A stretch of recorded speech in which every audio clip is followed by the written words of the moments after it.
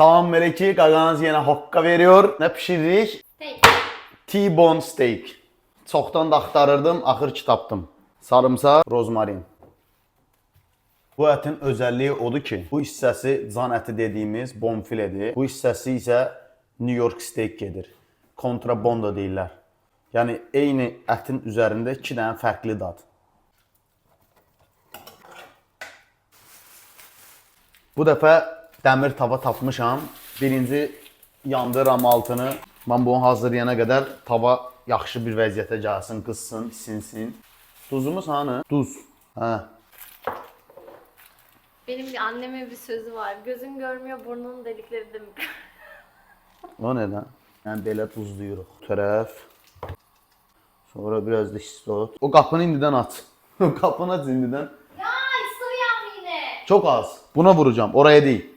Buna. Ətə. Bol yağlayırıq qəşəng. Yağlamaqda məqsədimiz nədir? Tavanın istisini itirmədən tez bir vaxtda ətin üstünə keçirsin deyə.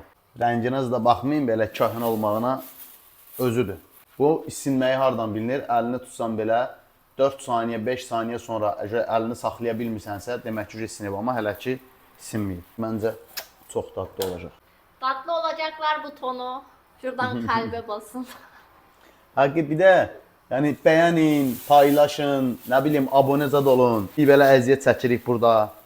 Mən yox bu çəkir axırıncı səfər yağ söhbətindən sonra yorumlarda görüşək. Hə, hazırsınızsa başlayıram. Birazdan bura qapqara tüstü olacaq. Əzzət fədakarlıq istəyir. Başladıq. Cəmi 1 dəqiqə bu tərəfini, keçən dəfə kimi 1 dəqiqə də o bir tərəfini. Hazırsınızsa kəsirəm.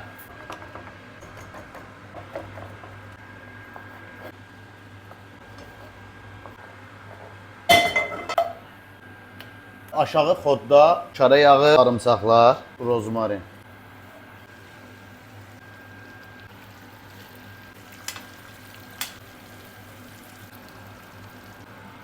Yaxlayırıq.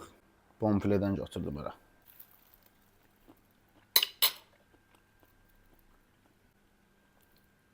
Eline sağlık. Siz de yaxşı ki varsınız. Yaxşı ki izlediniz.